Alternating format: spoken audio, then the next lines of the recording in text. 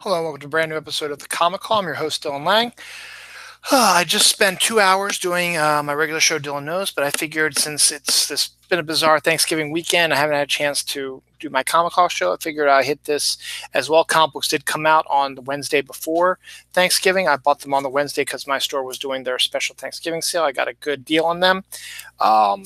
My comic store is still doing their Thanksgiving sale. They got one more day left. The Sunday is probably the best day because they up their discounts. Have been 50% off on trade paperbacks and back issues like that. It's now 60% off, and then the older back issues were 60% off. They're now 70% off. So that's just my local comic book store. If you're in the area, go check that out as well, or check out your local comic book store to see what kind of deals they're having for Thanksgiving. Anyway, these are the books that came out this week from the different comic companies. As always, I start with DC, then do Marvel, and then do Independence. It is late, so I'm going to run through these real quick, show you some of the artwork and a little bit of the story, and we'll go on with that.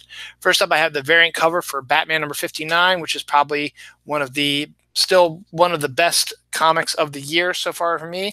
Tom King is doing a great job. He's in the middle of his 100-issue story arc that he's working on. This one continues the story with some gorgeous Mikel Janin artwork. Just love his stuff. Tom King's writer. And Bane is messing with his head and is continuing to mess with his head. So, there's all kinds to make it look like Batman is going crazy. And Batman is slowly going insane. So I don't know what's going on. This is a huge issue. Batman knocking out Commissioner Gordon. So we'll see what happens. Gorgeous artwork, wonderful story, fantastic story. Can't wait to see where this is going to go. And it's very excited for it. The episode is called Dark Friday, sort of play on the word Black Friday because I got two comics this week that have dark in it. You can call that the Dark Knight if you want to. But this is Justice League Dark, issue number 5, written by James Tynion IV, with art by, let me see, where is this? Where is the art? Art by Daniel Sampere, with inks by Juan Albarrán. We see the return of a character that hasn't shown up in DC for a while. I'm not going to spoil the surprise, but we focus more on Detective Chimp and the aftermath of the Witching Hour, which has made some changes to the world of magic here. And Wonder Woman is the leader of the Justice League Dark story, or group rather, I should say. This one looks like another continuous good story on that end, so definitely one to pick out, particularly for the appearance of the new character. I'm just talking too fast. The DC character that hadn't been seen in a while. Continuing the Justice League group, we have Justice League number 12, continuing the Drowned Earth saga. This was written by James Tynion IV with art by Fraser Irving. This continues that Drowned Earth storyline, which deals with Aquaman. Fraser Irving and Bruno Redondo doing the art. Irving and Sonny Go are doing the colors, I guess, also. And you have the Justice League taking on Aquaman and Atlantis and why the Earth is being drowned. Meanwhile, the Legion of Doom is attacking the Hall of Justice with a Batman in a full body cast. If you don't know why Batman's a full body cast, you need to catch up on your Justice League. But will Batman be able to take out the Justice League of Doom, Legion of Doom in a full body cast? We shall see. Also from DC, actually, this is the last book of DC. It's a tie-in to the Drowned Earth saga. Was Aquaman number 42. Written by Dan Abnett, with art by Lan Medina, inks by Vicente Cifuentes. So it's a tie-in with what's going on in the Justice League Drowned Earth, and it's going to lead eventually to Kelly Sue DeConnick taking over next month in Aquaman. So Dan Abnett's going to finish up his long run on Aquaman soon, and Kelly Sue DeConnick's going to take over. That's it for DC. Marvel, we have the next issue of Spider-Geddon number 4. This one's written by Christos Gage with art by Jorge Molina and Carlo Barberi with inks by Jay Leaston and Jose Marzan Jr. These are Spider-Mans from different dimensions working together to take on a bad guy. So you get to see all different types of Spider-Mans as well, and it's really cool to see these guys working together, and it's fun to see the different types of Spider-Man that it is.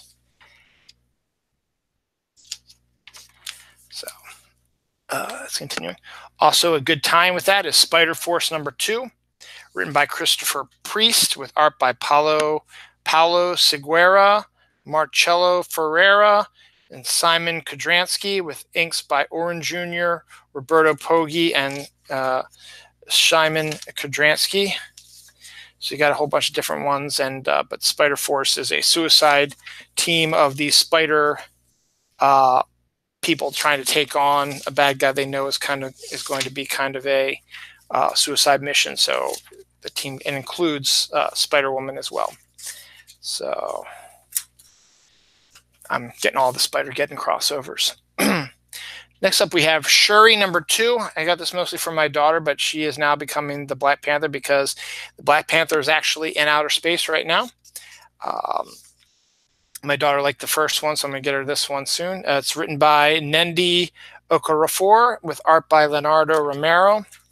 And Shuri was the star of the Black Panther movie and even had quite an appearance in Avengers Infinity War. So this is a pretty good comic as well for that. Next up, we have Astonishing X-Men number 17, written by Matthew Rosenberg with art by Greg Land and ink by Jay Leaston. I've always liked Havoc. He's one of my favorite X-Men, and so we get a team that he leads. It includes Dazzler, and looks like Kitty Pryde is in this issue, Colossus, and Thunderbird. So I like all those. Banshee's even returning as well. But I know a lot of people aren't fans of the Greg Land artwork, but I kind of like it. I kind of dig it. So I will keep up with this for a while. We'll see what happens. If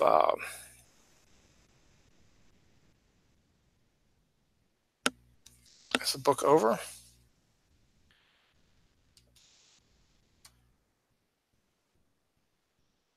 Oh, looks like it might have been canceled though. So this might be the last issue of Astonishing X-Men. So, oh well, we'll see. Mr.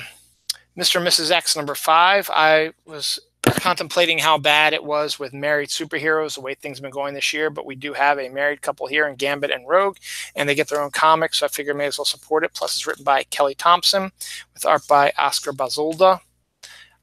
So you get a nice married couple working together, and I want to see, a married couple superhero working together, and I want to see superheroes get married. So we've had quite a run of superheroes that were not getting married this year, so we'll see what happens. West Coast Avengers number 4 is out this week as well, also written by Kelly Thompson with art by Stefano Caselli. An interesting take on West Coast Avengers, one of my favorite comics when I was growing up, and now this one is actually not bad, with a really interesting team. Marvel Knights 20, number 2. Marvel Knights is celebrating its 20th anniversary with a miniseries drawn by Matthew Rosenberg and Donny Cates, with art by Nino Henricon, and it's taking the heroes that were in the Marvel Knights group and giving them a story all their own, a little bit more streetwise and gritty and stuff like that. I enjoyed the Marvel Knight story, so I will see what happens with this. We'll see what happens with that. I might not collect any more. Doctor Strange, number 8. I know number 7 just came out last week, so it's kind of weird to get number 8 right away. It's written by Mark Waid with art by Andres Guinaldo and Javier Pina, with inks by Javier Pina and Andy Owens. The story about this is Stephen Strange is now the Sorcerer Supreme of outer space, learning new space sorcery, and has now come back to Earth to use his space sorcery against regular sorcery and see what's going on with that. That's it from Marvel. From Independence, we have Middle West number 1. I just like the look and sound of this storyline. It's written by Scotty Young with art by Jorge Corona. It's about a young kid who has to fight his way through the Midwest against an evil presence and make his way from and befriends a talking fox. It in of itself looks really, really good and interesting, and I can't wait to read this. So definitely worth a check out. So that's a good one to check out in the comic stores now. If you haven't been in the comic store for a while, it's a new #1. Why not? Kind of disappointed when I found out Mike Allred was not doing the art for this, but he's just writing it. But Dick Tracy, #2, written by Mike Allred, with art by, also written by his brother Lee Allred, with art by Rich Tommaso and inks by Mike Allred. Mike Allred would absolutely fit the world of Dick Tracy. And as you can see, it's very similar to the newspaper cartoon. The Dick Tracy movie by Warren Beatty is also criminally underrated. I thought it's actually a lot better than a lot of people like. Continuing my Dark Friday bit, I have The Whispering Dark, #2, written by Christopher Emgard, with art by Tomas Era.